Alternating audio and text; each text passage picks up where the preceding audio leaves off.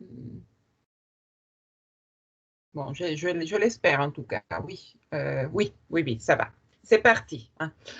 Eh bien, donc, mesdames et messieurs, bonjour, bonsoir à toutes et à tous. Je suis très heureuse d'être ici pour ouvrir les célébrations des Journées de la francophonie de la chaire Senghor de la vallée d'Aoste. La chaire Senghor a été créée auprès de l'Université de la vallée d'Aoste en 2008. Les chaires de la francophonie ont pour but de contribuer à faire de la francophonie une activité universitaire de plein exercice en matière de formation et de recherche, et les chaires contribuent à la prise de conscience des enjeux du pluralisme culturel et linguistique dans la mondialisation, du rôle politique de la communauté francophone en matière notamment de paix, de démocratie, de dialogue solidaire des cultures et de développement durable. En particulier, la chaire Senghor de la vallée d'Aoste se définit comme un espace de réflexion sur la francophonie dans sa dimension internationale. La chaire Senghor de la vallée d'Aoste n'est pas exclusivement consacrée à la recherche au sens classique du terme, mais comme toutes les autres chaires, elle comporte bien entendu un volet recherche, mais elle veut se présenter aussi comme un espace de débat, un lieu de formation sur les différents aspects de la francophonie et surtout un milieu d'accueil pour les étudiants, les gestionnaires et les acteurs politiquement engagés dans le développement de la francophonie. Donc, en tant que titulaire de la chaire Senghor de la francophonie de l'Université d'Aoste, je suis très heureuse d'être ici et je vous souhaite la bienvenue dans cet espace de conférence-débat. C'est un honneur pour moi d'accueillir parmi nous notre conférencier, le professeur Christophe Trenel, qui est directeur adjoint de l'École de haute études publiques, titulaire de la chaire Senghor en francophonie comparée de l'Université de Moncton au Canada, et actuellement aussi vice-président du réseau international des chaires Senghor de la francophonie. Et un ami aussi, il connaît la vallée d'Aoste, c'est donc aussi un ami de la vallée d'Aoste, c'est un Canadien qui a déjà eu l'occasion de toucher à la francophonie valdôtaine. Donc, grand merci pour cette disponibilité, vu que en tant que titulaire de chaire, la semaine de la francophonie est un moment très important, plein d'initiatives au Canada aussi. Donc, merci de nous consacrer votre temps pour nous parler d'une thématique actuelle, toujours actuelle et assez intrigante, c'est-à-dire le Canada et les différentes francophonies du Canada, avec bien sûr un regard critique sur le multiculturalisme et le bilinguisme canadien. Donc, encore merci et merci à vous toutes et tous d'être ici avec nous pour partager ce bon moment de réflexion sur la francophonie à partir de la francophonie canadienne. Donc, je passe la parole à Christophe Trenel maintenant pour sa présentation. À la fin de la conférence, il y aura un espace de parole, un espace d'échange auquel vous êtes toutes et tous conviés. Merci. À toi, Christophe. Merci, bonsoir à toutes et à tous, et puis merci, merci à toi Teresa, de m'avoir invité à cette conférence. Je tiens aussi à remercier de manière générale, l'université, de la vallée d'Aoste pour l'opportunité qui m'est donnée de présenter ici, une partie de mes recherches, puisque je travaille à la fois sur, les francophonies comparées, les francophonies donc d'ici, de chez moi, donc du Canada, versus d'autres francophonies comme la francophonie valdôtaine par exemple, francophonie belge et d'ailleurs. Donc je suis, mon accent vous l'indique sans doute, un Français du Canada, et c'est toujours un peu difficile mais exaltant de poser un regard sur sa société d'accueil, puisque je suis un immigrant ici, au Canada. Un regard tout à la fois reconnaissant, bien sûr, à cette société, bienveillant, mais toujours distancié et forcément critique, hein. C'est un peu notre métier d'universitaire que de vouloir toujours poser un regard critique à la fois sur sa société d'origine, je ne suis pas avare de critiques sur la société française, mais aussi bien évidemment sur la société qui m'a accueilli. Alors, au préalable, heu, je souhaite aussi rappeler, que je vous parle, depuis Moncton, au Nouveau-Brunswick, et que l'université reconnaît, que ces 3 campus sont situés sur le territoire traditionnel non cédé, Wallace Tukwewik, donc les Malécites et les communautés, Mi'kmaq, plus particulièrement ici, à Moncton. Alors, je vais tenter, de vous présenter ici, heu, le plus clairement possible et à travers le cas canadien, un défi important pour toutes les démocraties pluralistes et libérales: la reconnaissance politique des minorités. Comment en effet, dans un régime démocratique, assurer à chaque citoyen le respect de ses droits naturels et imprescriptibles d'individus libres et autonomes, tout en assurant un autre besoin légitime, la reconnaissance à des collectivités d'un droit à la différence. En effet, de nos jours, il ne suffit plus à un État libéral et démocratique d'assurer pour l'ensemble de ses citoyens la garantie du respect des droits de la personne de manière indifférenciée. On attend plus des États, et les nombreux débats qui traversent nos sociétés sur la place des identités, tant en Amérique du Nord qu'en Europe ou ailleurs, le montrent à l'envi. Dans ce processus, chaque système politique, en fonction de ses propres expériences, de son passé, va tenter de s'inventer un modèle de reconnaissance des différences, apte à agencer le respect nécessairement universaliste des droits de la personne, tout en reconnaissant diverses diversités à travers des politiques particularistes. C'est bien évidemment le cas du Canada, qui a tenté à sa manière de relever ce défi pour faire face à ces demandes multiples. Donc c'est une tentative qui s'illustre notamment par l'enchâssement en 1982, c'est une date assez importante dans l'histoire constitutionnelle du Canada, l'enchâssement en 1982 dans sa constitution d'une charte des droits et libertés, la Charte canadienne des droits et libertés, faisant bonne place aux langues officielles reconnues par le Canada, c'est les articles 16 à 22, au droit à une instruction dans la langue de la minorité, c'est l'article 23 de la charte, et à la promotion du multiculturalisme, c'est l'article 27. Mon objectif, donc là je vais vous montrer un peu à quoi ressemblent ces textes, hein, vous pouvez les retrouver bien évidemment sur internet, donc là il s'agit de la loi constitutionnelle de 1982 et de la charte canadienne des droits et libertés. Alors mon objectif, aujourd'hui sera très modeste. Ma présentation, cherche, surtout ne cherchera pas, pardon, à régler le dilemme, d'un tel agencement, bien sûr, mais tout au plus à en exposer les balises.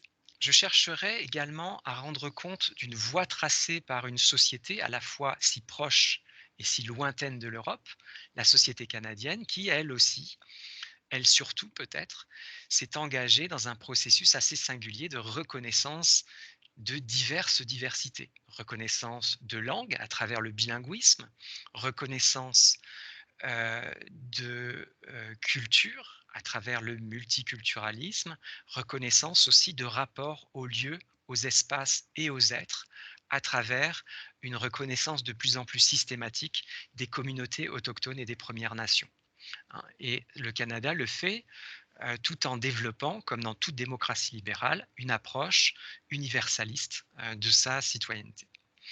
Nous nous intéresserons plus particulièrement ici aux dispositifs, à la fois normatifs, institutionnels et politiques, qui ont entouré la reconnaissance de la francophonie canadienne. C'est un peu autour de cette francophonie canadienne qu'on va porter notre attention, c'est-à-dire l'ensemble des Canadiens d'expression française, ce qu'on pourrait appeler la, entre guillemets, grande minorité au Canada, puisqu'elle représente aux environs de 8 à 11 millions de personnes, parmi les autres minorités, notamment les communautés autochtones, les Premières Nations, les communautés inuites et les communautés culturelles.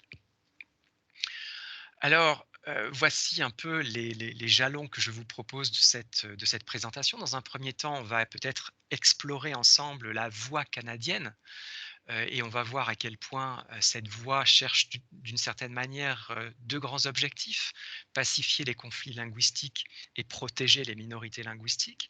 Ensuite, on attaquera la question de la considération politique à l'égard des francophonies canadiennes. C'est un peu à quoi ressemble cette voie canadienne. Dans un troisième temps, on s'intéressera aux effets de cette considération politique sur les dynamiques communautaires des francophonies, hein. Quels sont les effets de ce modèle de reconnaissance en fait que propose le Canada à sa minorité linguistique. Et dans un quatrième temps, on essaiera de poser un certain nombre de jalons sur l'avenir, en voyant un peu quelles seraient en quelque sorte les différentes pierres d'attente d'une telle considération politique. Alors, il est bien difficile, on va faire un peu d'histoire ensemble, c'est toujours important, de faire peut-être un bilan historique, nécessairement superficiel, hein, c'est bien difficile de dresser, en quelques minutes le portrait de 400 ans d'histoire, mais il est bien difficile en quelques minutes de dresser, le portrait, je dirais de la situation et notamment du double défi qui s'est posé au Canada quant à la construction d'un État démocratique et libéral à même de pacifier les conflits identitaires qui pourtant traversaient, je dirais comme toutes les sociétés, la société canadienne. Il y a encore une cinquantaine d'années, c'est la représentation d'une double solitude qui caractérisait les deux principales communautés canadiennes, donc les Canadiens français d'une part, les Canadiens anglais d'autre part. Cette double solitude qui a donné lieu à un roman de Hugh MacLellan dans les années 50. L'histoire canadienne se démarque singulièrement de celle de ses voisins du Sud par un premier constat. Il n'y a pas eu de révolution ni de soubresaut à l'origine de la construction de l'État, ni de guerre civile, hein, à la différence notamment de son prestigieux voisin du Sud. On a plutôt assisté au Canada à l'émergence d'une société pluraliste et d'un pouvoir politique démocratique et respectueux de l'état de droit et des droits de la personne.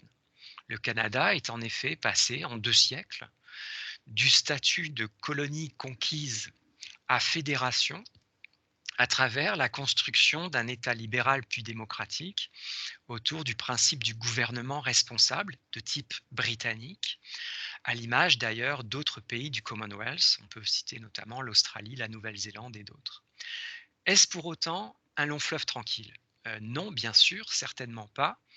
De multiples demandes de reconnaissance et de raidissement d'ailleurs de la part de la majorité ont émergé au cours de cette histoire, au point de constituer plusieurs lignes de tension, parfois délétères pour cette société canadienne en construction. Pour illustrer ces conflits qui ont traversé la société canadienne, au point de dessiner les grands clivages politiques qui en caractérisent la vie politique, je pourrais multiplier les exemples. Je vais me contenter ici d'évoquer le cas de la principale minorité canadienne, à savoir la minorité de langue française. Cette minorité est née de la première période coloniale, la période française, et de l'installation de communautés de colons, surtout le long du fleuve Saint-Laurent et sur les pourtours de l'actuelle baie de Fundy, hein, l'Acadie.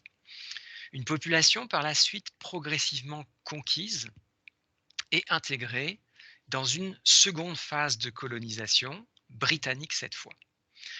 Une conquête, hein, qui se soldera tout à la fois par des politiques de reconnaissance pragmatiques, à travers notamment l'Acte de Québec en 1774, l'Acte constitutionnel du Canada en 1791, mais aussi par des politiques bien plus brutales visant à annihiler ou à assimiler dans un ensemble britannique plus homogène les distinctions canadiennes, françaises et acadiennes qui s'étaient progressivement construites avant et après la conquête. Cette brutalité s'est particulièrement illustrée pour les Acadiens par ce qui a été appelé le Grand Dérangement en 1755. En 1755, on assiste à la déportation pure et simple des Acadiens, à leur dissémination dans les colonies nord-américaines britanniques et à la confiscation des terres qui seront confiées à des colons britanniques. Il y a un poème très célèbre de Longfellow qui s'intitule Évangéline, qui raconte en quelque sorte cette déportation. On peut aussi faire référence, toujours au Canada, à la répression et la révolte des patriotes de 1837 et à l'acte d'union de 1840 qui fait écho à un rapport produit par Lord Durham qui conseille au gouvernement britannique l'assimilation des Canadiens français. Donc vous voyez toute une série d'actes et de mesures qui visent d'une certaine manière à, en quelque sorte, assimiler progressivement les Canadiens français. On peut également mentionner la répression féroce qui s'est abattue sur les Métis, donc une communauté entre guillemets mêlée, à la fois autochtone et canadienne-française, qui était installée le long de la rivière Rouge dans l'actuel Manitoba, et la répression qui a touché plus particulièrement leur leader, Louis Riel, qui sera condamné à mort et pendu en dépit d'un fort mouvement d'opinion en sa faveur au Canada français et notamment dans l'actuel Québec. Alors, le 19e siècle voit également l'arrivée massive de migrants d'origine britannique qui viennent s'installer au Canada et qui conquièrent progressivement l'Ouest canadien qu'ils colonisent. Le poids démographique des Canadiens français et des Acadiens s'amenuise, bien sûr, et les élites catholiques et francophones engagent leur minorité dans une stratégie de survivance.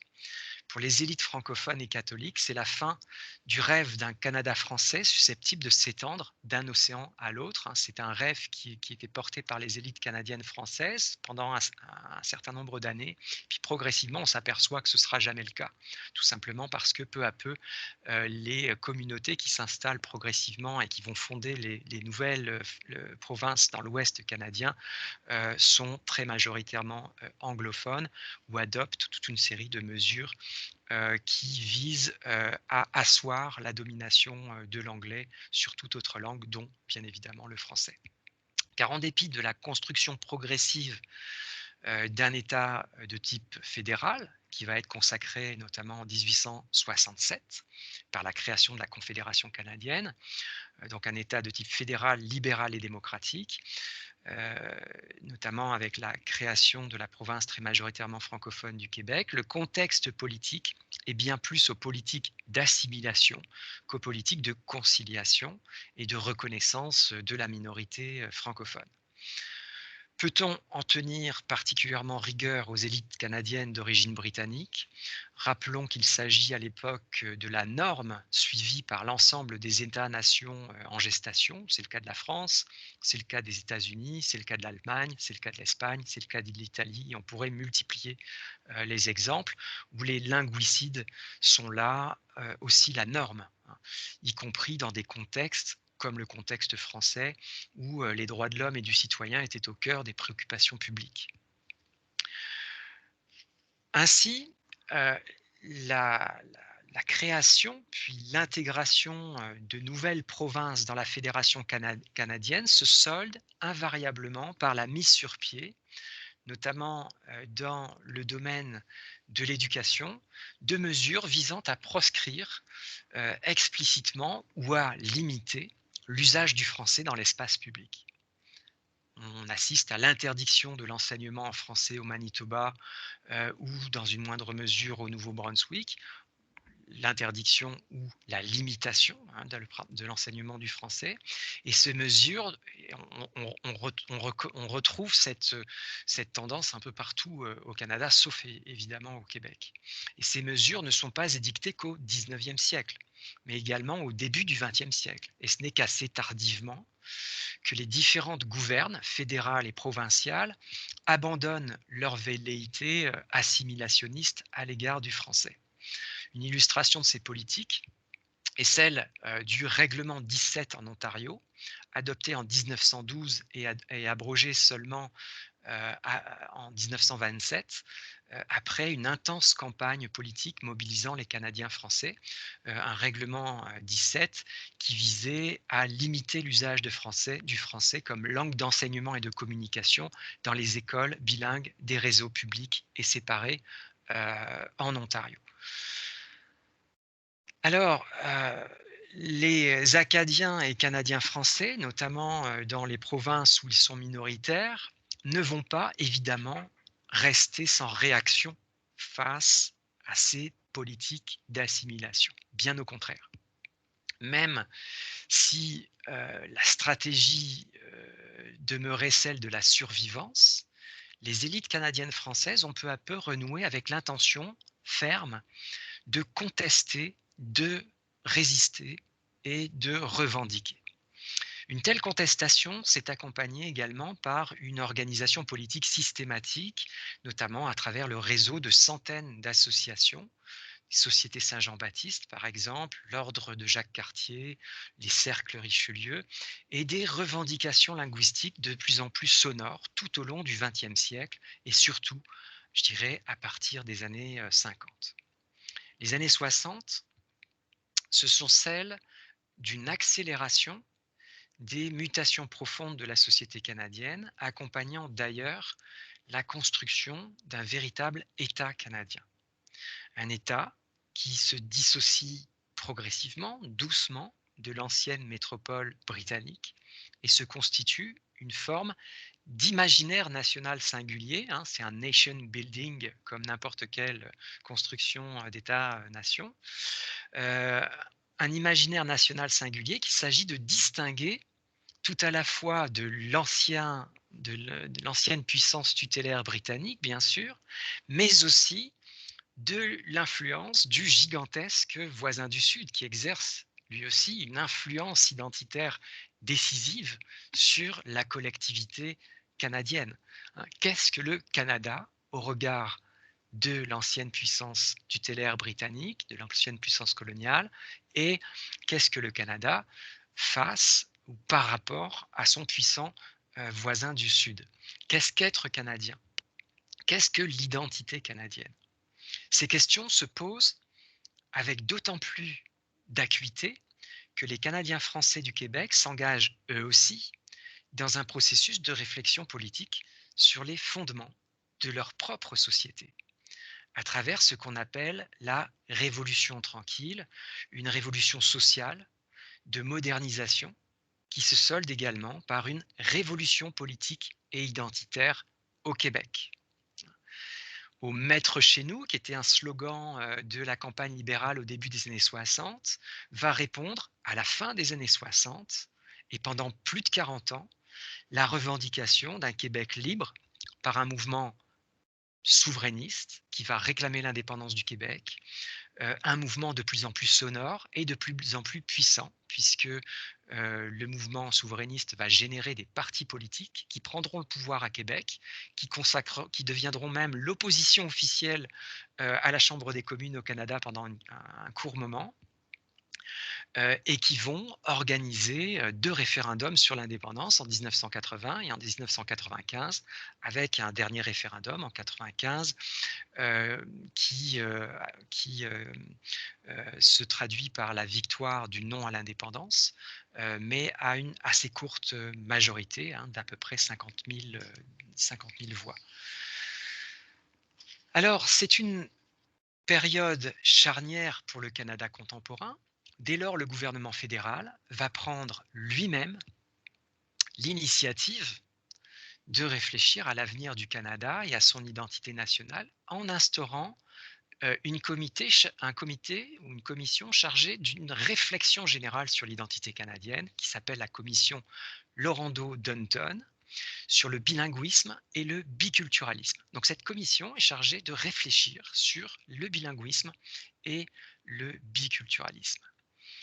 Une commission dont les consultations et les débats, qui dureront de 1963 à la fin des années 60, mettent au jour non seulement les revendications identitaires et linguistiques des Acadiens et des Canadiens français, mais également les demandes de politiques de reconnaissance portées par divers groupes culturels, politiques, sociaux, économiques. C'est en quelque sorte l'embryon du multiculturalisme contemporain. Donc on voit à l'intérieur des débats qui portent sur le bilinguisme et le biculturalisme de cette commission, progressivement s'exprimer des groupes issus des diverses diversités qui composent la société canadienne, des autochtones par exemple, des minorités culturelles aussi issues d'immigration, les Ukrainiens par exemple dans l'Ouest, les Italiens, etc. La solution qui se dégage de ces débats tourne autour des modalités de la reconnaissance d'un Canada créé par deux grands peuples fondateurs, le peuple canadien français et le peuple canadien anglais, est caractérisé par la cohabitation de deux grandes communautés linguistiques françaises et anglaises. Le bilinguisme, le biculturalisme et la présence de communautés culturelles diverses constitueraient, au regard des débats et des conclusions de cette commission, en quelque sorte, les grands fondements de la société et de l'identité canadienne. Donc c'est à ça, finalement, qu'aboutissent les débats animés par cette commission. Cette voie ne sera pourtant pas suivie par le nouveau et jeune Premier ministre Pierre Elliott Trudeau, donc le père de l'actuel Premier ministre du Canada, Justin Trudeau.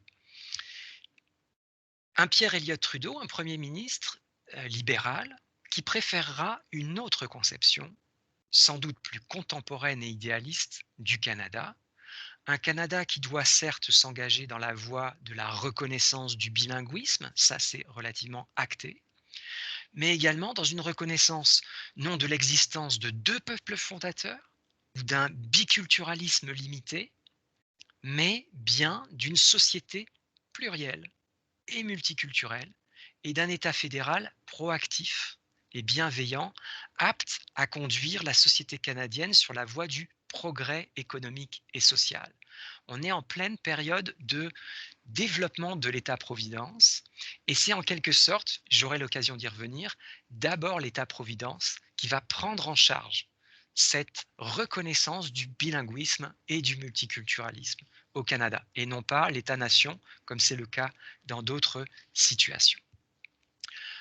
Alors cette conception va se traduire par 4 actes forts. Premièrement, l'adoption de la loi sur les langues officielles à la fin des années 60. On adopte la loi sur les langues officielles qui consacre le bilinguisme officiel au Canada. Premier élément. Deuxième élément, l'adoption d'une politique fédérale sur le multiculturalisme qui va se déployer dans les années 70 notamment et dans les années 80. Troisième élément, le rapatriement unilatéral de la Constitution de 1982, ratifiée par l'ensemble des provinces, sauf le Québec, qui ne ratifie pas ce rapatriement unilatéral.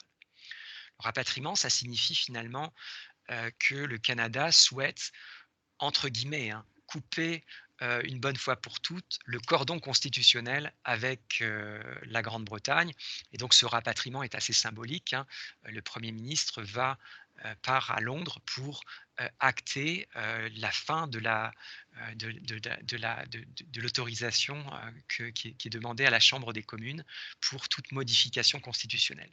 Désormais, les modifications constitutionnelles seront discutées, débattues et adoptées au Canada lui-même. Et quatrième temps fort, quatrième moment important, l'enchâssement dans cette constitution d'une charte canadienne des droits et libertés qui sera discutée notamment durant les années 70. À travers ces dispositifs, c'est très clairement une approche résolument universaliste qui caractérise désormais la citoyenneté canadienne, une approche en porte-à-faux avec la voie particulariste et singularisante dans laquelle s'engage alors la société québécoise à travers la construction d'un mouvement souverainiste et l'apparition très claire d'une nouvelle nation, le Québec, en Amérique du Nord. Dès lors, quelle voie est en train d'emprunter le Canada quant à la reconnaissance de ces minorités? Alors, le Canada n'est pas, et là je vais faire une petite digression comparative, je dirais, le Canada n'est pas, loin s'en faut, la seule société qui doit tenter de concilier la dimension universaliste des droits de la personne et les demandes de reconnaissance particularistes qui s'expriment au sein de toute société pluraliste, surtout dans le contexte d'une société internationale de plus en plus attentive aux droits des minorités. Les États, comme le Canada, se trouvent alors face à la responsabilité, non plus de traiter d'une manière plus ou moins violente le problème des minorités, comme on le faisait par le passé, notamment au XIXe siècle, mais de garantir à ce groupe social particulier, présent au sein de la société canadienne, une forme de protection et de reconnaissance satisfaisante, permettant l'expression de leurs revendications et la survie de leur groupe. En démocratie, cette légitimation du phénomène minoritaire impose notamment de la part de la puissance publique de négocier la juste place de la minorité et je dirais de toutes les minorités au sein de la société en question. Ceci étant, cette préoccupation qui est une préoccupation d'ordre éthique n'est pas la seule à animer les États. Plus prosaïquement, il s'agit également de répondre à ces demandes en termes de reconnaissance tout en garantissant le vivre ensemble, surtout dans des sociétés telles que le Canada, caractérisées par la présence de plusieurs langues. On cherche à protéger la minorité, certes, mais pour mieux pacifier la société à travers la fixation d'une forme d'ordre public linguistique à même d'assurer cet équilibre. Dès lors, il convient d'encourager l'expression des minorités et d'aménager une juste place quant à leurs actions et à leur représentation identitaire. Mais il convient justement d'encourager tout ça, encore faut-il que ces minorités ne viennent pas perturber l'ordre politique dont l'État reste le garant.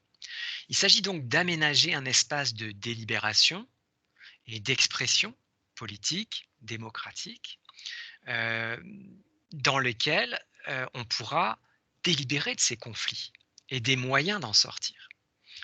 Or, cet équilibre à trouver entre délibération et conflit est difficile,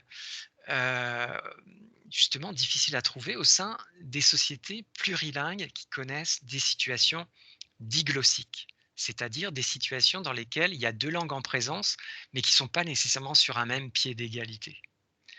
C'est-à-dire donc où le groupe linguistique minoritaire subit une forme plus ou moins ressentie de domination et craint l'assimilation. Il y a cette crainte de l'assimilation, ce constat d'une fragilité qui conduit les locuteurs de cette langue à réclamer une protection particulière. Donc, comment, dans un tel contexte, rassurer tout en pacifiant? Il y a deux grandes voies qui s'ouvrent aux États et que j'ai pu esquisser déjà dans un papier que j'ai publié en 2012. La première des voies, la plus classique, est celle de l'autonomie politique, à travers un renouvellement possible des cadres de l'État national. Alors, je vais peut-être, oui, peut-être avant de poursuivre, vous présenter en quelque sorte, je vais peut-être revenir sur, voilà, cette diapositive. Voilà, on en est ici.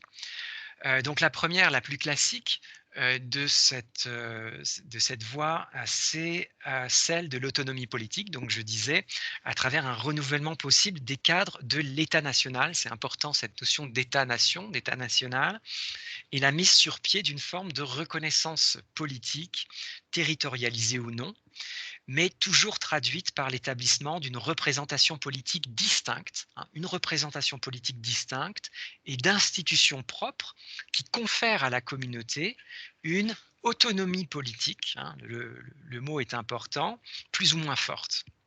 C'est la voie suivie de manière radicale, notamment par la Belgique, à travers une renégociation lente, technique, d'un vivre ensemble et l'invention d'un État non plus unitaire, comme l'était la Belgique avant les années 90, mais fédéral, au sein duquel, un État fédéral au sein duquel les minorités, à l'instar de la petite communauté germanophone de Belgique, hein, la communauté germanophone de Belgique, c'est à peu près 80 000 habitants sur 9 municipalités, qui représente quelques pourcents de la population de Belgique, mais qui dispose finalement d'une autonomie pleine et entière.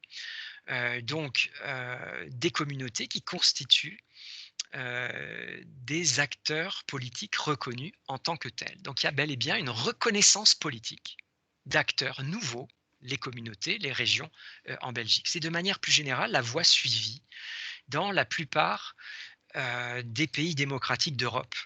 L'Espagne, l'Italie, la Suisse, la France, la Finlande, le Danemark, le Royaume-Uni ont tous adopté ce type d'aménagement, d'autonomie politique à destination d'un certain nombre de communautés plus ou moins autonomes. Donc des États qui sont confrontés à la question de l'aménagement, d'une forme de reconnaissance de la minorité. Dans cette perspective, la dimension identitaire est centrale et la langue, comme les autres éléments culturels, se trouvent liés de manière décisive.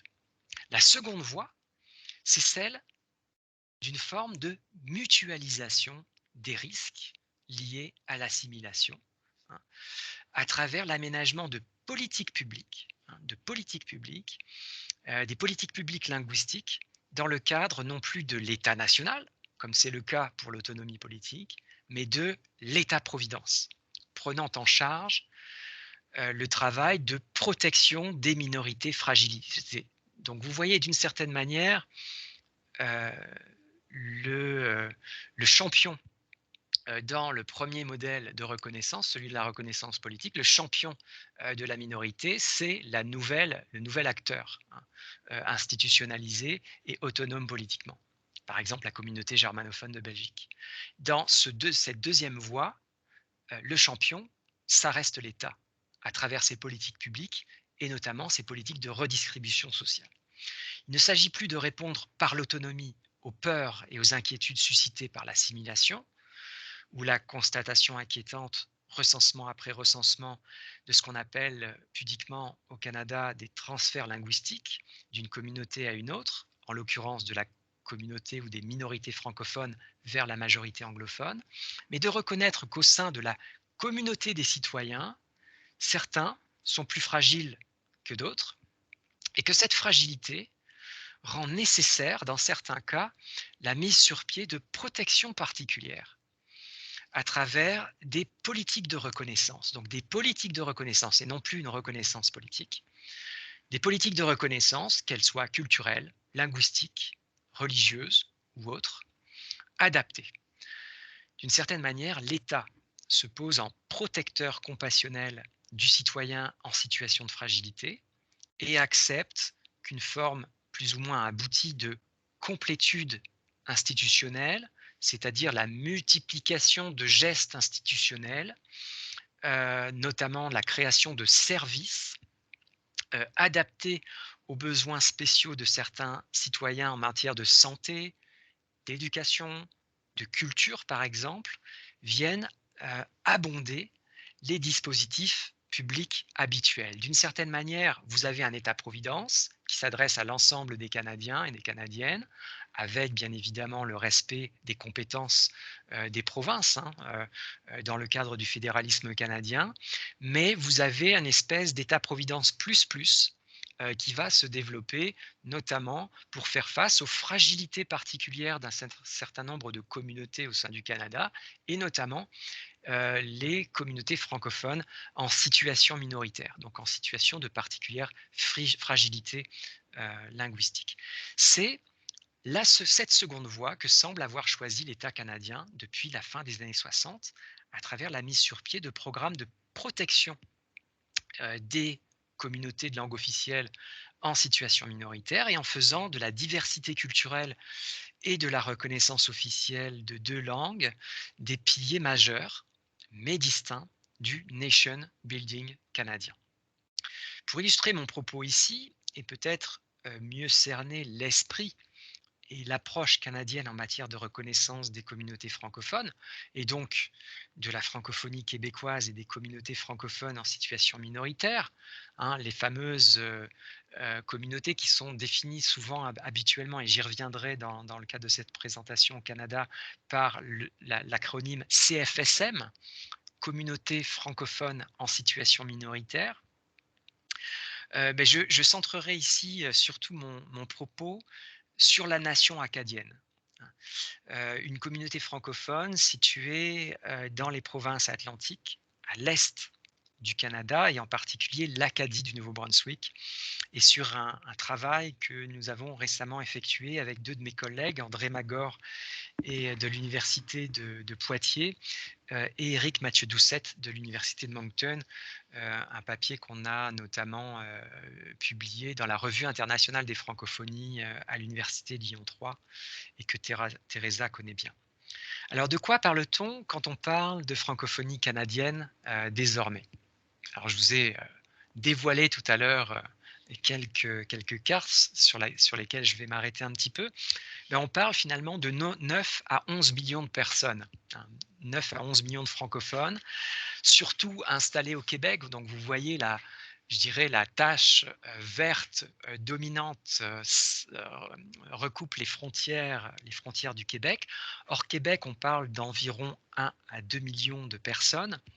Alors les chiffres peuvent vous paraître assez aléatoires, c'est normal, hein, dépendamment de la manière dont vous comptabilisez ou vous définissez ce qu'est un francophone. J'ai tendance, quant à moi, à intégrer dans la définition de francophone celui qui vise à définir celui qui de la première langue officielle parlée. Donc parmi tous les Canadiens, on pose la question dans les recensements, quelle est la première langue officielle que vous parlez à la maison, dans le travail, etc. Donc ce qu'on appelle la fameuse PLOP, première langue officielle parlée. Donc ça donne environ 9 millions de personnes. Et si par contre vous intégrez les locuteurs de français, c'est-à-dire l'ensemble des Canadiens et des Canadiennes qui sont capables d'avoir une conversation en français, donc qui sont fluides entre guillemets en français, ça fait quelques millions de plus. Voilà. Donc un peu moins, je dirais, du quart de la population canadienne. L'Acadie, c'est quoi?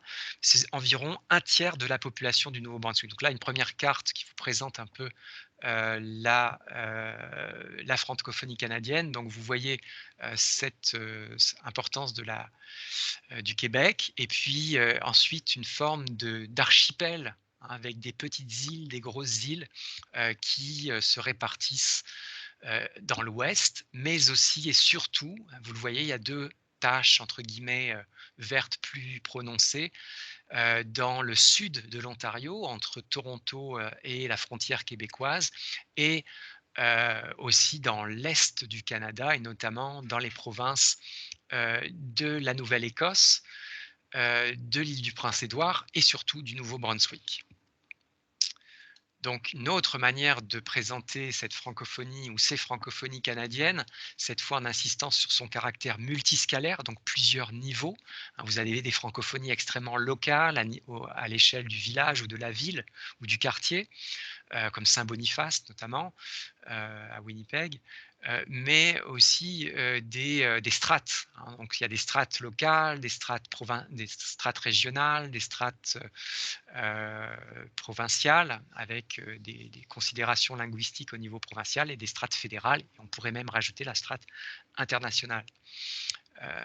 Et enfin, la troisième diapositive, une diapositive qui porte sur la région acadienne et les Acadies. J'ai mis l'Acadie au pluriel tout simplement parce que vous le voyez, il y a là aussi une constellation ou un archipel de petites communautés qui sont représentées par ces petits drapeaux. Alors ces petits drapeaux, ce n'est pas des drapeaux bleu, blanc, rouge, c'est des drapeaux bleu, blanc, rouge avec l'étoile, la Stella Maria, qui représente l'emblème, hein. Ce drapeau représente le drapeau de la nation acadienne, qu'on retrouve. Donc vous le voyez, il y a beaucoup de petits drapeaux dans le Nouveau-Brunswick, donc au Nouveau-Brunswick, quelques-uns aussi en Nouvelle-Écosse et d'autres à l'île du Prince-Édouard et sur l'île de Terre-Neuve.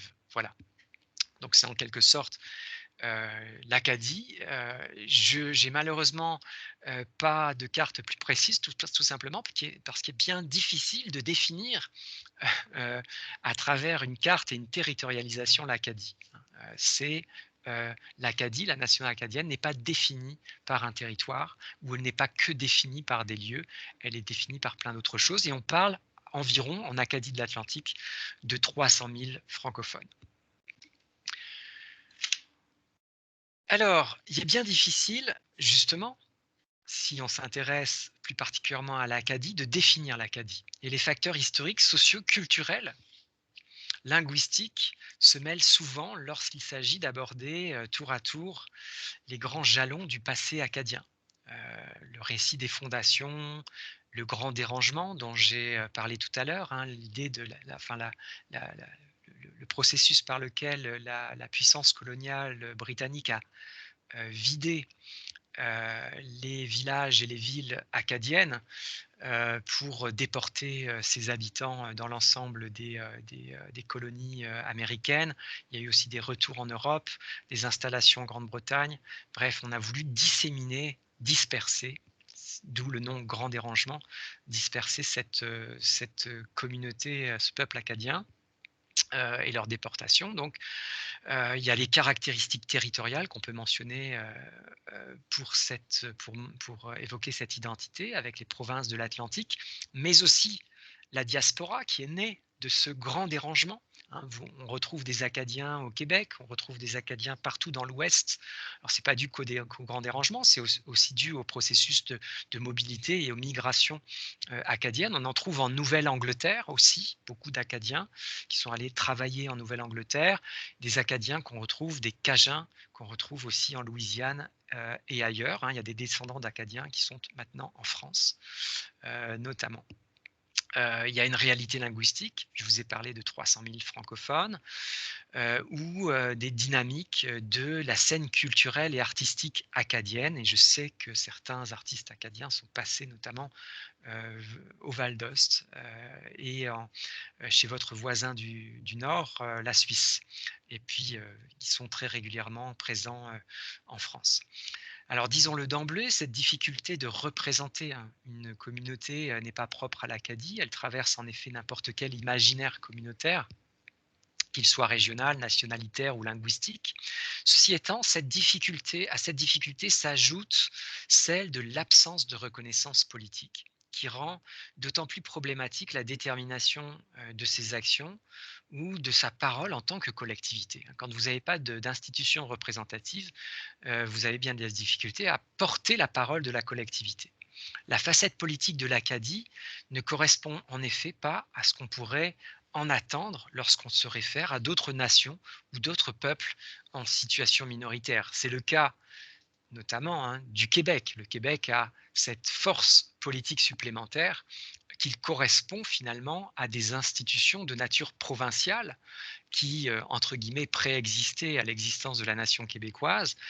Et finalement, ces institutions provinciales peuvent permettre aux Québécois de jouir des institutions autonomes d'un État fédéré au sein de la Fédération canadienne et donc de peser de tout son poids politique dans la Fédération canadienne, ce qui n'est pas le cas des francophones hors Québec et notamment de l'Acadie. C'est le cas du Québec, on pourrait multiplier les exemples, le Val d'Ost, le Jura, la communauté germanophone, je l'ai évoqué, cette petite communauté, encore une fois, 76 000 habitants, 80 000 habitants, qui dispose d'une pleine autonomie politique dans le cadre du fédéralisme belge. Le cadre juridique au sein duquel évolue l'Acadie dépend étroitement des dynamiques entre ces deux ordres de gouvernement. Le gouvernement fédéral d'une part et les 4 provinces de l'Atlantique d'autre part. Donc vous voyez un morcellement finalement de cette représentation politique dont jouit l'Acadie par l'intermédiaire de 5 gouvernements. Terre-Neuve et Labrador, île du Prince-Édouard, Nouveau-Brunswick, Nouvelle-Écosse et puis le gouvernement fédéral. Le gouvernement fédéral est notamment en charge de la mise sur pied des dispositifs de la loi sur les langues officielles, instaurant un bilinguisme à l'échelle du Canada et conférant aux CLOSM, donc les communautés de langue officielle en situation minoritaire, dont les communautés acadiennes font partie, un certain nombre de droits. La partie 7 de cette loi est particulièrement importante pour ces CLOSM. Donc ces CLOSM, une fois de plus, c'est les communautés de langue officielle en situation minoritaire, et donc les francophones hors Québec et les anglophones à l'intérieur du Québec, qui est aussi considéré par la loi sur les langues officielles et par la législation linguistique canadienne comme une minorité linguistique à protéger. Donc vous avez une protection particulière qui est proposée par le Canada aux anglophones du Québec. Donc, ajoutée en 1988, cette partie 7 engage le gouvernement à appuyer le développement des CLOSM et à assurer l'usage du français comme de l'anglais dans la société canadienne. En 2002, cette partie 7 est renforcée par des dispositions rappelant qu'il, et je cite, « Il incombe aux institutions fédérales de veiller à ce que soient prises les mesures positives pour mettre en œuvre cet engagement, un engagement d'assurer le dynamisme des minorités linguistiques au Canada. » Donc c'est dans le cadre notamment de ces obligations que les politiques publiques à destination des minorités francophones sont prises, et ce, dans les secteurs jugés stratégiques s'agissant de la vitalité des minorités francophones.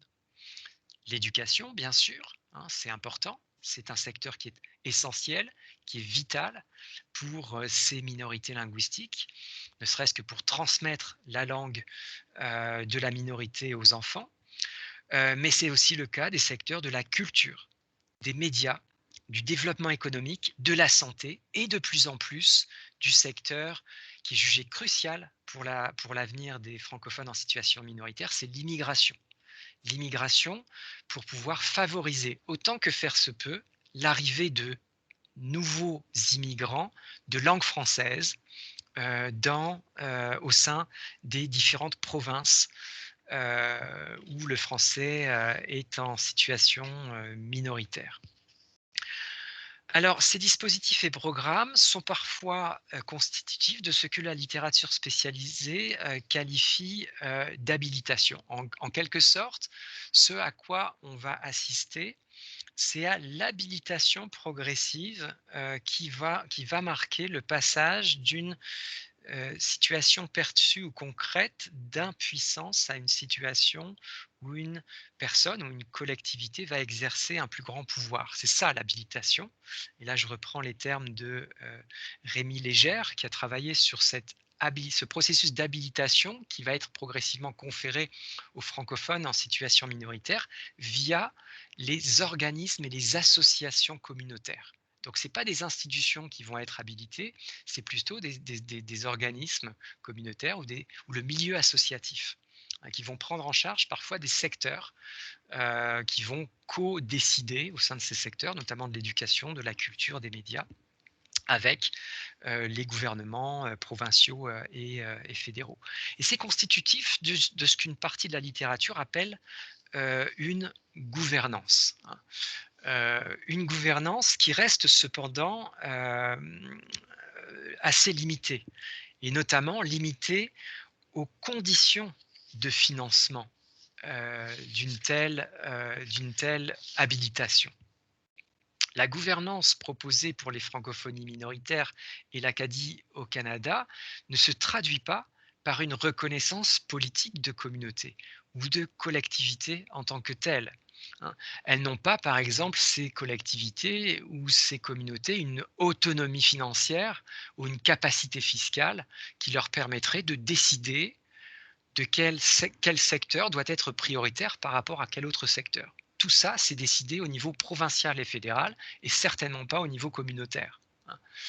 Au niveau communautaire, finalement, on associe, on permet la collaboration, la concertation pour décider de ces politiques publiques, mais ça se limite à ça essentiellement. Parfois aussi, on associe ces organismes communautaires à la gestion des services. Mais vous le voyez, la décision n'est pas prise par ces organismes communautaires. Bien plutôt, la prise de décision se fera à travers la concertation, la collaboration, les partenariats, mais avec des porte-paroles ou des organismes considérés par ces gouvernements comme des interlocuteurs légitimes. Bien souvent, concrètement, c'est les gouvernements qui choisissent leurs interlocuteurs, hein. Dit autrement, l'agenda de cette habilitation, les formes prises par la gouvernance comme les moyens qui lui seront accordés dépendent pour l'essentiel de la volonté publique des gouvernes fédérales et provinciales, certes sous l'arbitrage éventuel des tribunaux et du regard notamment du commissariat aux langues officielles, chargé de tirer la sonnette d'alarme quand on s'aperçoit que manifestement, le gouvernement ne respecte pas ses obligations, mais il n'en demeure pas moins que les capacités politiques des minorités francophones et acadiennes du Canada demeurent dans ce contexte plus que limitées. Nous sommes ici dans une approche symétrique des langues et des situations minoritaires au sein desquelles les locuteurs de ces langues peuvent se trouver et qui rend bien difficile toute reconnaissance politique de communauté qui serait nommée, habilitée ou dotée d'une quelconque gouvernance, hein. Il n'y a pas, et là je peux par exemple citer la manière dont le commissariat aux langues officielles présente ou présentait notamment en 2012, donc ça date un peu, les choses ont un peu évolué depuis, la situation, la partie 7 notamment, la partie 7 qui est considérée comme la plus décisive en matière de droit linguistique. Et le titre, c'est la partie 7 de la loi sur langues officielles, des mesures positives pour les communautés francophones et anglophones partout au pays. Il y a une symétrie qui est proposée par le bilinguisme officiel canadien, c'est-à-dire qu'on va considérer de la même manière les anglophones du Québec et les francophones hors Québec, sans nécessairement considérer un contexte plus global. C'est l'idée que finalement, de manière globale, ces 8 millions de francophones constituent une minorité linguistique en tant que telle au Canada, et que, a fortiori, cette minorité est particulièrement minoritaire dans un contexte, cette fois nord-américain, de 350 millions d'anglophones. Donc l'attitude de la société canadienne à l'égard des francophonies semble être d'un autre ordre. À défaut de constituer, de disposer d'une reconnaissance politique, l'Acadie, par exemple, jouit plutôt, en tant que communauté francophone en situation minoritaire au Canada, d'une forme de ce qu'on pourrait appeler une forme de considération politique de la part de la société canadienne. Alors, la considération politique pourrait être définie comme l'attention dont la société en général et les divers pouvoirs publics en particulier font preuve à l'égard d'un groupe ou d'une communauté donnée, en permettant aux porte-paroles, aux organismes, aux acteurs, aux leaders de la dite communauté d'être associés d'une manière ou d'une autre à la prise de décision comme à la mise en œuvre des politiques, sans que ces acteurs se voient en tant que tels accorder quelque statut politique que ce soit au sein des institutions représentatives. En quelque sorte, on vous associe à la prise de décision en fonction de règles qu'on pose nous-mêmes, mais il est hors de question de vous reconnaître politiquement, ne serait-ce qu'en tant que partenaire obligatoire dans l'aménagement de ces droits.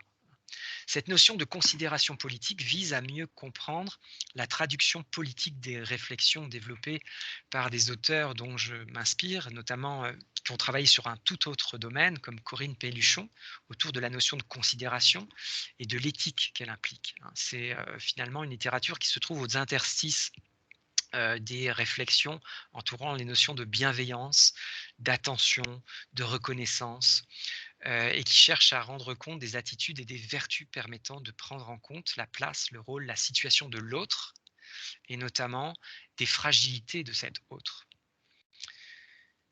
Cette considération politique semble se situer à l'interstice des grands piliers identitaires du pays, du Canada. La démocratie représentative, le libéralisme, un certain conservatisme éthique, le multiculturalisme et le bilinguisme, l'idéal de justice aussi. Le Canada a ainsi développé pour ces minorités des politiques de reconnaissance linguistique, culturelle, sociale ou religieuse. C'est ce qu'on pourrait appeler un régime de considération que le Canada a pu définir avec le temps, passant par des formes de reconnaissance minimalistes et ciblées à travers la mise en place de politiques publiques qui mobilisent non pas les communautés elles-mêmes à travers leurs représentants élus, mais des acteurs politiques issus de ces communautés. C'est le cas des porte-paroles, leaders, représentants de groupes d'intérêts existants et légitimés, ou même acteurs créés pour les besoins dans les domaines d'intervention qui seront désignés par l'État. Dans ce régime de considération politique, les membres des communautés de langue officielle en situation minoritaire jouissent, en vertu de la législation sur les langues officielles et des droits reconnus par la Charte canadienne des droits et libertés, d'une protection de leurs droits linguistiques, mais qui ne se traduit pas par une reconnaissance officielle de ces communautés, tant dans les lois fondamentales du Canada, la Charte canadienne, l'article 16 à 23, la Constitution que j'ai mentionnée tout à l'heure, que dans les lois ordinaires ou les lois à valeur quasi constitutionnelle, la loi sur les langues officielles par exemple. L'Acadie n'est d'ailleurs institutionnellement ni nommée, ni définie, ni circonscrite. Nulle part dans les textes de loi ou les lois fondamentales ou la Constitution ou la Charte canadienne des droits et libertés, on ne mentionne l'Acadie. Par exemple, lorsqu'il s'est agi de reconnaître dans la Charte canadienne des droits et libertés les droits linguistiques découlant de l'adoption de la loi sur les langues officielles et de l'officialisation du français et de l'anglais au Canada, ce n'est pas l'Acadie qui a été reconnue et inscrite dans la charte, mais, et je cite, et je le mentionne ici dans cette diapositive, la communauté linguistique française et la communauté linguistique anglaise du Nouveau-Brunswick. On ne parle pas d'Acadie, on parle bel et bien de communauté linguistique. S'agirait-il donc et là, je reprends un petit peu un morceau d'article un peu provocateur d'un journaliste français dans Le Monde de 2019 qui dressait le portrait donc avant la pandémie de l'endroit où il fallait absolument aller en 2019, à l'été 2019. C'était la destination touristique de l'année pour Le Monde. Et Le Monde, je cite ce journaliste, dit finalement et si la destination de l'année était un pays qui n'existe pas?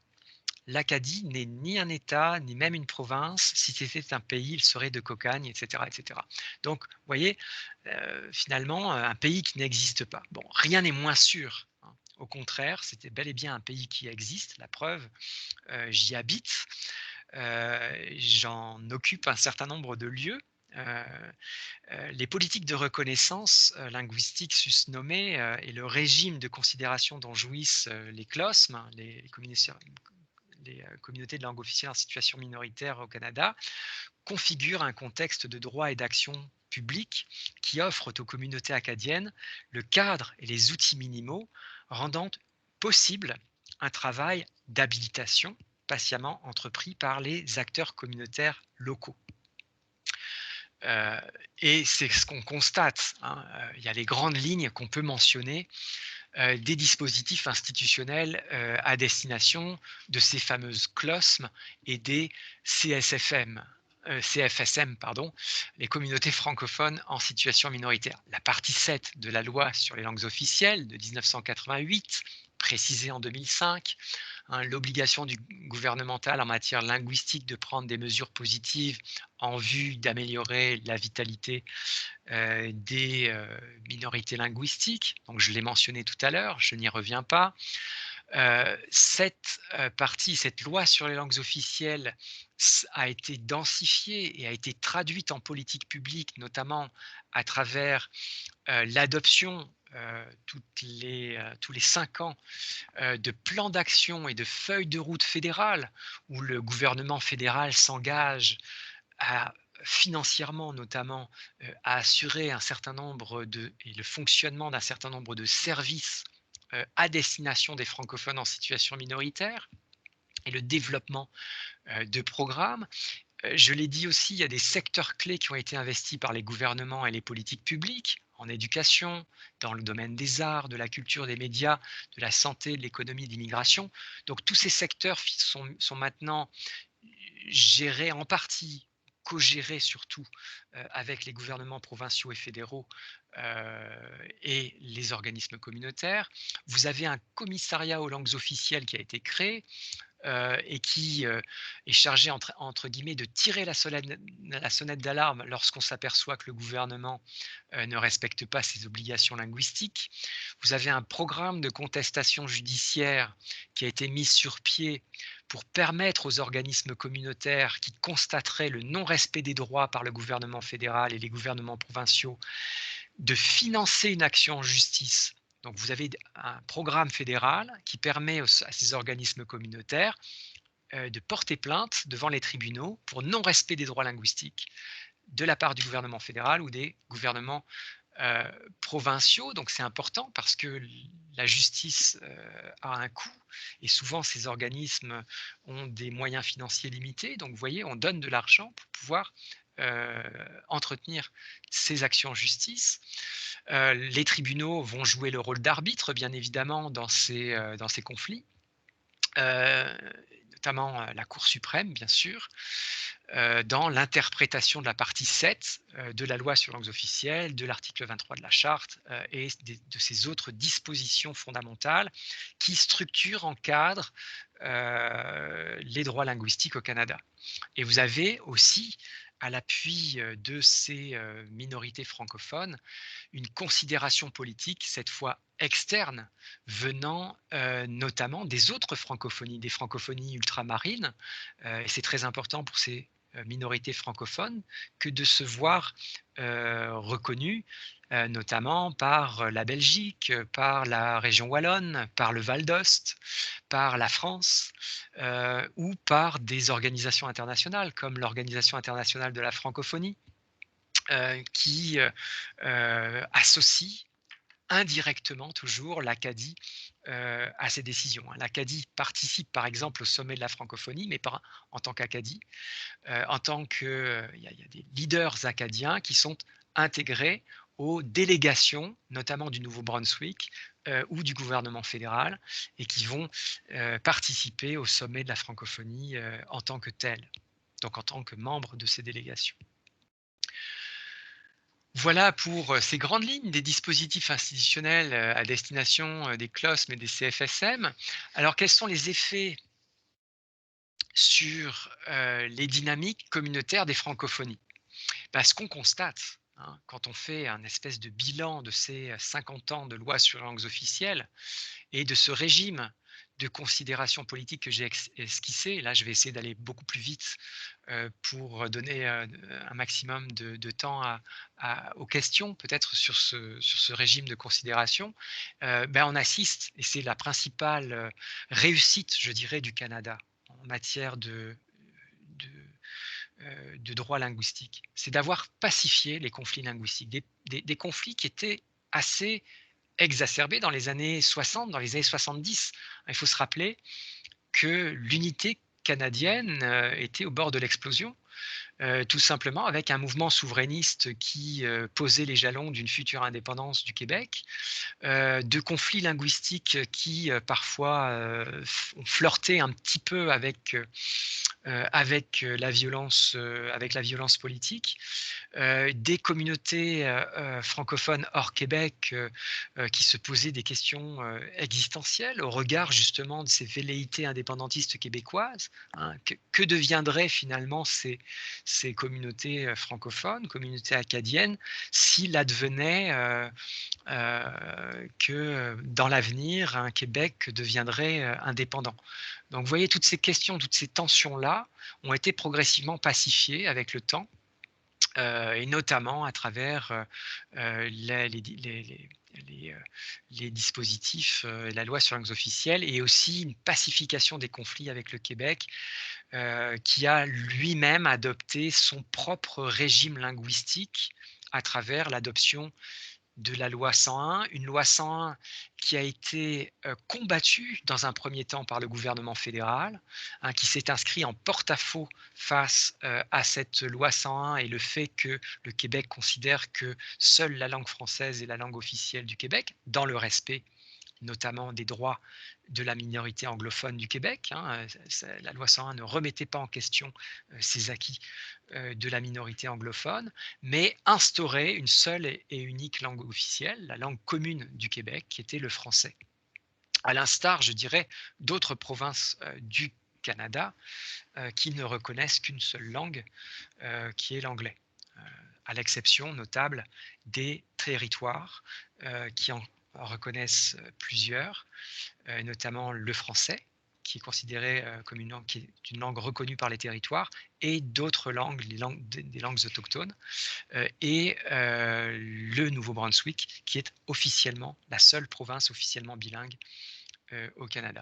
Donc une liste d'épicerie que je vous présente ici, de choses qui vont avoir des effets sur les dynamiques communautaires des francophonies, le règlement des injustices sociales liées à la langue. Ce qu'on a constaté, c'est que les écarts de revenus, par exemple, qui caractérisaient les francophones et les anglophones encore dans les années 60 et dans les années 70, se sont progressivement tassés. Maintenant, on se retrouve avec des revenus qui sont similaires ou globalement similaires, donc il y a eu un rattrapage. Un investissement de secteurs cruciaux dans les dynamiques des francophonies canadiennes, c'est l'exemple qu'on pourrait donner de l'immigration francophone. Ces 15 dernières années, en matière d'immigration francophone, ce secteur a été considérablement investi par les organismes communautaires au niveau des services d'accueil comme au niveau des politiques de recrutement d'immigrants francophones à l'extérieur, de recrutement ou de promotion plutôt des communautés francophones en situation minoritaire, voire inciter finalement des candidats à l'immigration francophone de venir s'installer dans ces francophonies hors Québec. Le développement d'une vraie culture de collaboration, de participation et de concertation qui caractérise maintenant les relations entre les gouvernements provinciaux et fédéraux et les organismes communautaires, un foisonnement associatif qui s'est développé ces 50 dernières années pour gérer tous ces secteurs ou co-gérer ces secteurs, une contestation qui est de moins en moins politique et de plus en plus judiciaire, c'est-à-dire qu'on règle ces différends devant les tribunaux et non pas sur la scène publique. Alors il y a des exceptions à ça et des exceptions assez récentes, hein, avec des conflits qui se sont un peu plus politisés, notamment en Ontario et au Nouveau-Brunswick, sur le fait de savoir si on était finalement face à des gouvernements nouvellement élus, conservateurs, à la fois au Nouveau-Brunswick et en Ontario, le gouvernement Ford en Ontario et le gouvernement Higgs au Nouveau-Brunswick, sur le fait de savoir si ces gouvernements étaient franco-sceptiques, entre guillemets, c'est-à-dire pas franchement proactifs en matière de droit linguistique, hein, c'est le moins qu'on puisse dire. Donc, une contestation de plus en plus judiciaire, un foisonnement associatif, je l'ai dit, la progression de la reconnaissance du français un peu partout au Canada, un gouvernement qui désormais s'oblige, hein, il s'oblige à travers la partie 7 de la loi sur langues officielles notamment, des tribunaux qui arbitrent et un commissariat aux langues officielles qui veille au respect des droits linguistiques et de la progression des services en français, une densité des services aussi qui est conséquent, et une distinction québécoise qui pose de moins en moins problème au sein de la fédération canadienne. Hein, à mesure que les dangers séparatistes d'un mouvement souverainiste qui perd un peu de sa superbe, donc à mesure que le mouvement souverainiste perd de son intensité, la distinction québécoise pose de moins en moins de problèmes au sein de la fédération canadienne. Alors, c'est les éléments positifs, mais il y a des éléments négatifs. Il y a des éléments négatifs et les voilà. Les chiffres ou les statistiques demeurent extrêmement préoccupantes. Et là, je vous en donne un certain nombre. Des statistiques qui portent sur le recensement de 2011, donc les chiffres de 2006 à 2011, de l'évolution du français au Canada de 2006 à 2011. Vous voyez, j'ai repris littéralement les mots même de Statistique Canada, qui est l'organisme fédéral de statistiques, et donc qui présente la situation de la manière la plus objective possible. Au Canada hors Québec, de 2006 à 2011, le poids démographique de la population ayant le français comme première langue officielle parlée passe de 4,2 à 4,0. Ça peut paraître insignifiant, mais en 2006-2011, c'est une courte période. C'est 5 ans. En 5 ans, vous avez 0,2% de francophones en moins. Alors qu'en 81, 25,7% des Canadiens étaient de langue maternelle française. Cette proportion se situe à 21,7% 30 années plus tard. Donc on observe une diminution similaire de ce qui a trait à l'usage du français comme langue parlée le plus souvent à la maison. 24,6% de la population en 81, comparativement à 21% en 2011. Donc vous voyez à quel point il y a une baisse des effectifs. Tout à l'heure, je disais, bon, bah voilà, on est grosso modo à un quart de la population canadienne qui est francophone. Vous voyez, là, on passe de un quart, grosso modo, à 2/5 de la population. La proportion de la population ayant le français comme première langue officielle parlée a également connu une baisse soutenue. En 81, cette proportion est de 26,3%, elle est de 23,2% en 2006. Au cours des 30 dernières années, soit entre 81 et 2011, la population canadienne a augmenté de près de 38%, donc à travers notamment l'accueil des immigrants. Mais la population de la langue maternelle française a quant à elle augmenté de 16%. Donc vous voyez un écart qui se creuse aussi. Même au Québec, la proportion de la population déclarant avoir le français comme langue maternelle a diminué de 80,1% à 79,7%. Là aussi, de 2006 à 2011. Ça peut paraître insignifiant, c'est quand même assez conséquent sur une période aussi courte et aussi récente. Est-ce que ça s'est amélioré depuis 2011? Non. Et là aussi, je reprends littéralement les propos de Statistique Canada dans un des rapports synthèse qu'il a publié sur son site internet. On observe un recul du français comme langue maternelle et comme langue d'usage à la maison au Canada. Au Canada, hors Québec, la minorité de langue française définie selon la première langue officielle parlée est passée de 4,0, le chiffre de tout à l'heure, à 3,8. Donc vous voyez, ça continue. En 2016, la proportion de Canadiens ayant déclaré parler l'anglais à la maison est passée de 74% à 74,5% en 2016, ce qui représente une hausse de 0,5 points de pourcentage. Le poids relatif de la population de langue maternelle anglaise est en baisse au Canada. Alors pourquoi elle est en baisse? Tout simplement parce qu'il y a un accroissement de la proportion d'allophones au Canada, donc de personnes issues de l'immigration. Il y a une accélération de l'immigration qui se solde par l'arrivée de populations qui parlent non pas à la maison, non pas le français ou l'anglais, mais une autre langue. Donc c'est la raison pour laquelle ça baisse. Le poids relatif de la minorité de langue officielle au Québec était de 13%, dont la minorité de langue officielle au Québec, c'est la langue anglaise, était de 13,7% en 2016, comparé à 13,5% en 2011. Donc vous voyez, le poids de la minorité à la différence de la minorité anglaise au Québec a tendance à s'améliorer, alors que le poids démographique des francophones en situation minoritaire est encore en voie d'assimilation. Autre point d'achoppement qu'il faut mentionner ici, la transformation progressive du visage linguistique de la région de Montréal qu'on constate, recensement après recensement. Donc l'île de Montréal devient de plus en plus anglophone et allophone, et en tout cas de moins en moins francophone. Peut-être pas de plus en plus anglophone, mais surtout, il y a un accroissement de la population allophone comme partout au Canada, mais ça se solde par finalement une population francophone qui est désormais minoritaire sur l'île de Montréal. L'échec quant à l'atteinte des cibles d'immigration francophone au Canada, qui sont pourtant modestes. Le gouvernement fédéral s'attend à un poids des immigrants francophones accueillis au Canada hors Québec de 4,4%. Donc on cherche à accueillir 4,4% de l'ensemble des immigrants qui s'installent hors Québec, composés d'immigrants francophones. Et on en est à peine, je pense, à 3% actuellement.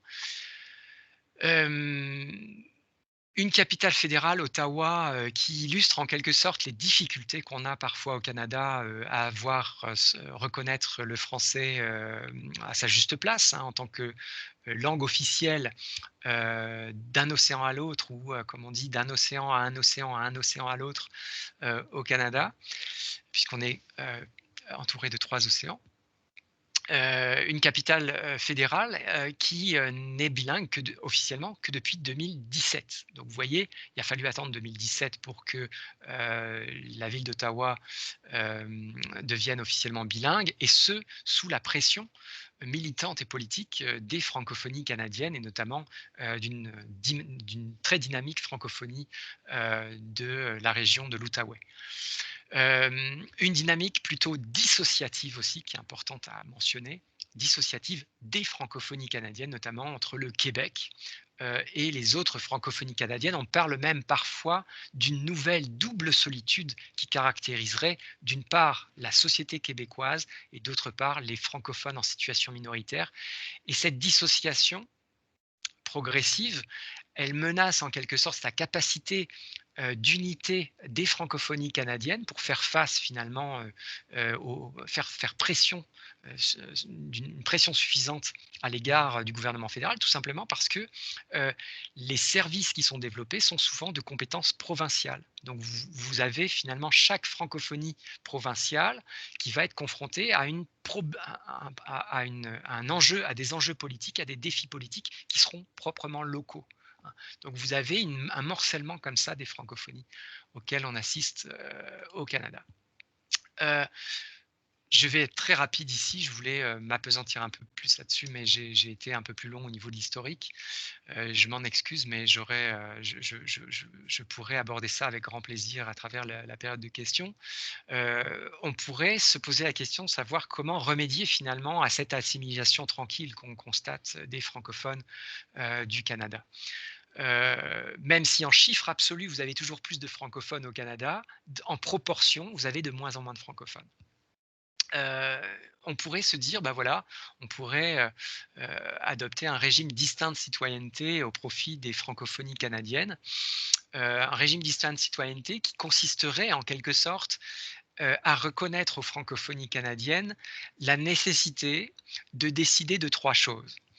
De l'accès à un certain nombre de droits, notamment des droits qui sont liés étroitement à leur langue. La question de la possibilité de se définir une forme singulière de participation politique. Et là, vous voyez, c'est toucher du doigt la question de la représentation politique. est-ce que les francophones seraient capables, un peu comme la communauté germanophone de Belgique ou comme le Val d'Ost ou comme d'autres minorités, de pouvoir se doter de ses propres institutions représentatives pour pouvoir porter sa voix institutionnellement parlant au sein de la Fédération canadienne? Et sous quelle forme pourrait prendre cette participation politique, cette institutionnalisation en quelque sorte de ces francophonies? Et troisième élément, l'élément de l'appartenance. Tout à l'heure, je vous mentionnais cette double solitude entre le Québec, la nation québécoise, et le reste, les autres francophones en situation minoritaire, mais on pourrait évoquer cette dissociation aussi entre les différentes francophonies. C'est parfois même bien difficile entre les Acadies de s'accorder sur un certain nombre de politiques ou de positions conjointes à l'échelle de la région Atlantique au Canada. Donc à l'échelle pan-canadienne, c'est encore plus compliqué de se mettre d'accord. Et ça mine en quelque sorte l'appartenance commune à une francophonie canadienne qui serait collective. Bon, comment aménager une représentation qui tienne compte à la fois de cette nécessité d'unité, mais aussi de ce respect des diverses diversités qui caractérisent désormais ces francophonies canadiennes. Alors, régime de citoyenneté, on peut dire que c'est acté pour le Québec. Le Québec, en tant que province, en tant que nation québécoise, dispose d'une forme de participation politique qui lui est propre, d'accès à des droits linguistiques qu'il se définit lui-même, pour lui-même, et d'une appartenance qui est maintenant extrêmement bien campée, qui fait l'objet d'un consensus relatif. Personne, où il y a peu de gens qui remettent en doute l'existence d'une nation québécoise au Québec et d'un peuple québécois. Donc ça, c'est acté. Le fait de savoir s'il existe bel et bien une nation acadienne ou un peuple ou une communauté franco-ontarienne, françaiscoise ou franco-yukonaise, par exemple, dans l'Ouest canadien, c'est beaucoup plus complexe, c'est beaucoup plus problématique. Donc, est-ce que c'est une possibilité pour les autres francophonies canadiennes? Et je dirais, il y a des obstacles à un tel régime que je mentionne ici, l'exclusion de toute réforme de l'État, tout en garantissant des politiques de reconnaissance des diverses diversités. On constate qu'il est extrêmement difficile au Canada de réformer l'État. L'État-nation est quasiment intouchable au Canada et les règles de modification constitutionnelle sont difficiles à mettre en œuvre. Il faut l'objet d'un assez large consensus au sein de la société canadienne pour pouvoir toucher aux équilibres constitutionnels. Donc c'est difficile de réformer l'État au Canada, difficile par exemple de réformer la représentation du Sénat, des grandes institutions fédérales. Une dissociation de la diversité culturelle et linguistique qui est actée depuis une cinquantaine d'années. Ce qui s'est passé avec l'officialisation du français et de l'anglais, c'est finalement une nationalisation de ces langues. Et donc, d'une certaine manière, le français n'appartient plus simplement à la minorité francophone, mais bel et bien à l'ensemble des citoyens et des citoyennes du Canada qui peuvent s'approprier cette langue et exiger qu'on puisse apprendre les deux langues. Et il y a de plus en plus de revendications qui sont portées notamment par des anglophones en vue de favoriser l'apprentissage du français chez leurs enfants.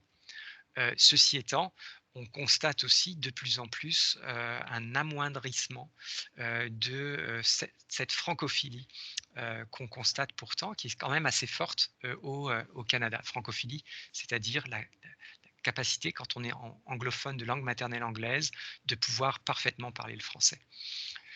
Donc le français a changé de statut, c'est devenu une langue nationale et non plus une langue minoritaire.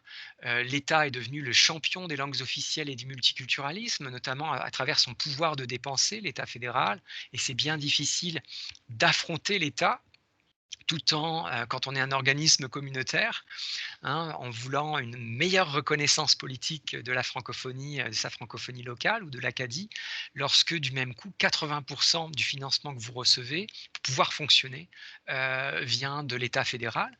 La reconnaissance de droits individuels et de situations minoritaires aussi, hein, affirmer des communautés, pourquoi pas, mais dans le respect de l'autonomie de chaque individu, sans altérer les marges de manœuvre de l'État.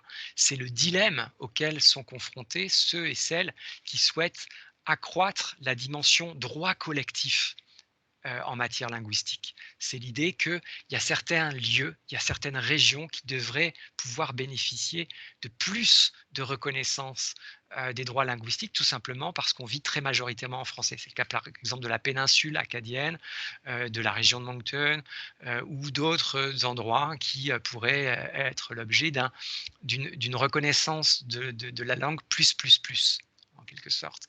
C'est bien difficile, tout simplement, parce que les droits linguistiques sont d'abord des droits individuels et qui sont définis pour l'ensemble des citoyens du Canada. Et on ne peut pas, en fait, s'imaginer contraindre des citoyens dans une région ou dans une autre avec une obligation qui se ferait dans telle ou telle région plutôt que dans telle autre, notamment en matière d'affichage de la langue. C'est quelque chose qui est difficilement imaginable et on a connu ce dilemme notamment ici dans la région à Moncton, à la ville de Dieppe, où la ville de Dieppe, qui est à 90% francophone, souhaitait des citoyens de la ville de Dieppe souhaitaient se doter d'un arrêté municipal obligeant les commerçants de la ville de Dieppe à afficher d'abord en français avant que d'afficher en anglais. Ce qui pouvait tomber sous le sens dans une ville, encore une fois, habitée par 90% de francophones. Mais ça a été extrêmement long pour que la ville de Dieppe adopte cet arrêté. Et donc, au départ, on a voulu inciter les commerçants, mais on s'est aperçu que cette incitation était vaine. Et donc, on a demandé à ce que le français soit tout aussi, sinon plus, présent dans l'affichage que l'anglais. Donc c'est un exemple parmi d'autres de ces difficultés.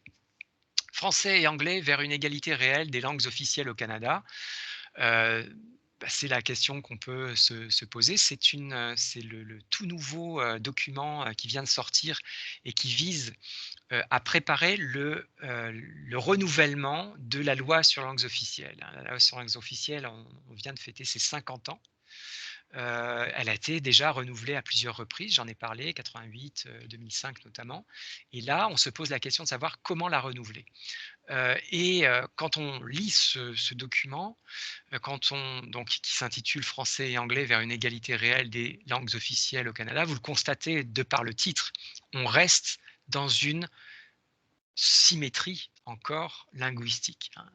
On a bien de la difficulté à reconnaître la diversité linguistique, ou du moins l'asymétrie qui existe entre le français et l'anglais au Canada. Il y a dans ce document des timides reconnaissances du caractère asymétrique des langues au Canada, mais un titre et une approche qui est toujours aussi explicite quant à la poursuite, certes renouvelée, de la voie tracée il y a plus de 50 ans. Voilà, je suis vraiment désolé d'avoir été aussi long. Je suis désolé, donc j'ai pas vu le temps filer. N'hésitez pas à me poser des questions si vous en avez. Merci beaucoup. Merci, grand merci Christophe Trenel. Vous n'avez pas à être désolé, c'est tout le contraire. Et merci pour ce discours éclairé, pénétrant, perspicace, qui nous ouvre de nouvelles perspectives par rapport à ce que normalement on se représente sur les francophonies du Canada, justement, hein, parce que c'est une thématique peu connue, surtout sur le plan politique général. Hein. Il y a une certaine simplification, et parfois on regarde la francophonie du Canada avec un peu d'envie par rapport à cet équilibre hein, et à cette considération justement, mais c'est très subtil d'avoir posé toutes les distinctions avec une perspective historique. Et donc, ce que vous venez de dire, sans doute, nous interroge aussi sur notre propre francophonie ici au Val d'Aoste. Merci aussi à tout le monde pour avoir suivi avec nous cette conférence. On a le temps, si Christophe Trenel est encore disponible un petit instant, on Bien a le sûr. temps pour des questions. Donc, si quelqu'un parmi vous veut prendre la parole, vous n'avez qu'à ouvrir votre micro et à poser directement vos questions.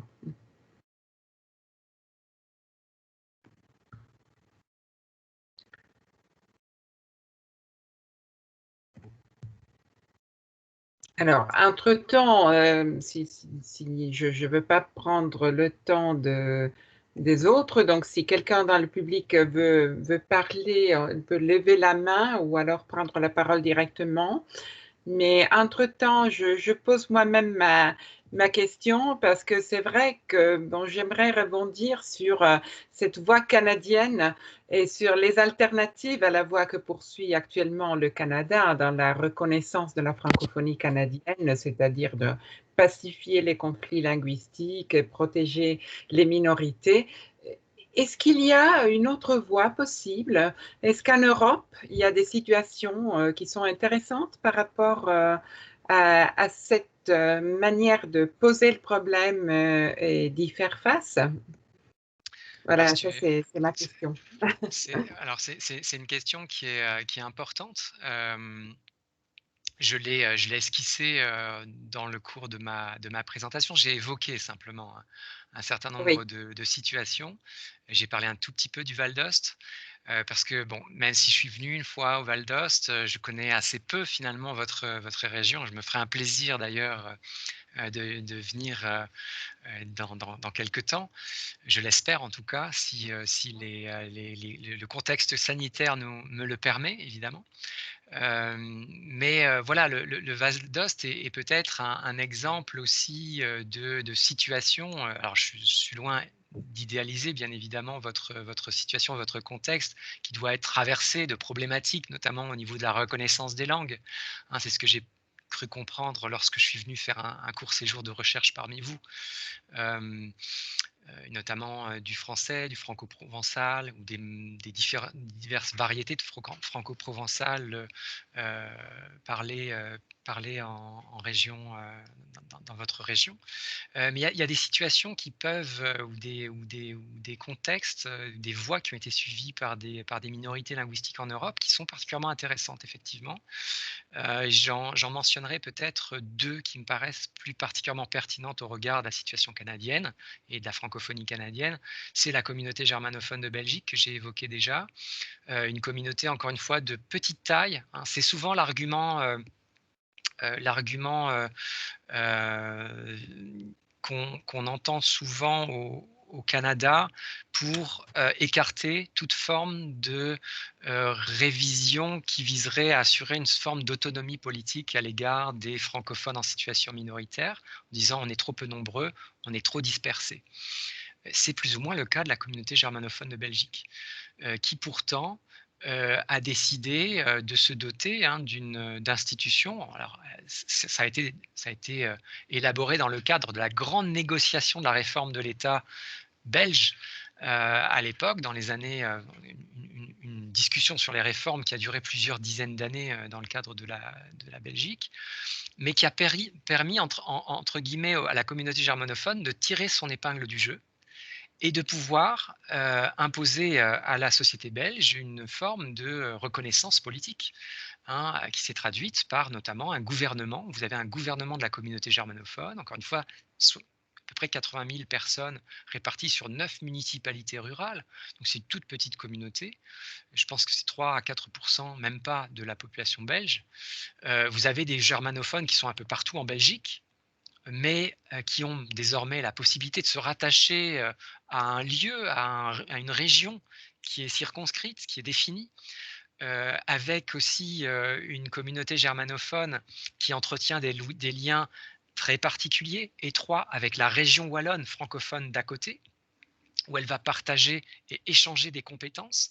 Bref, il y a une espèce de aménagement ou réaménagement en permanence, finalement, d'adaptation aux besoins de cette minorité, aux besoins singuliers de cette minorité, qui est possible dans le cadre des institutions et de la Constitution belge, qui est beaucoup plus malléable, beaucoup plus réformable, même s'il faut beaucoup de consensus, et c'est pas si simple que je peux l'exprimer, mais au moins entre la région wallonne et la communauté germanophone de Belgique, il y a des accords possibles pour pouvoir faire en sorte que cette communauté germanophone puisse disposer des compétences dont elle a besoin pour assurer son plein dynamisme. Et ça devient une communauté assez dynamique, hein, qui est assez dynamique. Il y a une deuxième communauté qui me paraît assez intéressante, c'est cette fois les suédophones, les suédophones pardon, de Finlande, qui ont là aussi réussi à être politiquement reconnus, mais à l'échelle, une fois de plus, des municipalités. Chaque municipalité, finalement, en Finlande, a un statut linguistique spécifique. Soit il est exclusivement finnophone, soit il est exclusivement suédophone, soit il est bilingue, avec des aménagements possibles en fonction du degré de présence de la minorité suédophone. Donc ça, c'est le premier élément. Donc des dizaines de municipalités comme ça qui ont où finalement on a municipalisé les droits linguistiques. Et ces droits linguistiques sont tributaires du résultat des recensements. Donc lorsqu'une municipalité devient plus suédophone, elle a un peu plus de droits. Et si elle devient moins suédophone, elle aura un peu moins de... Donc vous voyez, il y a une forme de caractère évolutif dans cette reconnaissance des suédophones de Finlande, qui se trouve encore plus densifiée grâce à un statut spécial, là aussi d'une région spécifique en Finlande, c'est l'archipel des Öland.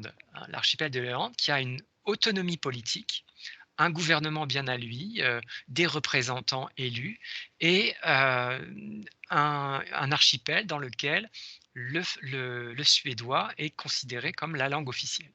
Donc vous avez en quelque sorte ce chapelet de municipalités suédophones qui se trouve renforcé par la présence d'une région autonome suédophone qui est l'archipel des Öland. Et ça aussi, cette dimension archipélagique de cette minorité peut être intéressant pour redéfinir ou revoir ou inspirer les francophonies canadiennes qui ne disposent pas, encore une fois, et j'insiste là-dessus, de reconnaissance politique. Il y a des politiques de reconnaissance des francophonies canadiennes, ou du moins de la langue française plutôt au Canada. Il y a des politiques publiques qui sont établies pour assurer le statut du français au Canada, mais il n'y a pas de reconnaissance politique de communauté, francophonie, Acadie ou même Québec. Hein. Le Québec, il y a une simple reconnaissance, une mention à la Chambre des communes qui reconnaît le Québec comme nation ou les Québécois comme nation, mais c'est tout, ça s'est arrêté là. Voilà. Merci, merci Christophe Trenel pour cette réponse qui nous ouvre encore plus notre horizon, pas seulement sur les francophonies, mais en tout cas les diversités, le plurilinguisme, le multiculturel. Cela prend une allure concrète, ce ne sont pas des concepts abstraits dont on parle, mais cela correspond à la vie des gens, à la vie des communautés, à la vie des populations et donc dans notre monde globalisé, il est très important de porter un regard sur les diversités, sur le statut différent de ces diversités pour en tirer une inspiration qui puisse améliorer et faire évoluer la condition de toutes les personnes qui ont droit à la différence et qui font de ces différences une richesse. Donc, grand merci pour cette explication et pour votre travail. Et je demande encore une fois s'il y a quelqu'un qui aimerait poser encore une question. On a quelques minutes. Il paraît que non. Sinon, alors je remercie encore Christophe Trenel. On vous attend en Vallée d'Aoste, hein, on vous attend à l'université, on vous attend dans le cadre des collaborations interchaires hein, en tant que titulaire de la chaire Senghor de Moncton et aussi vice-président du réseau international des chaires Senghor de la francophonie.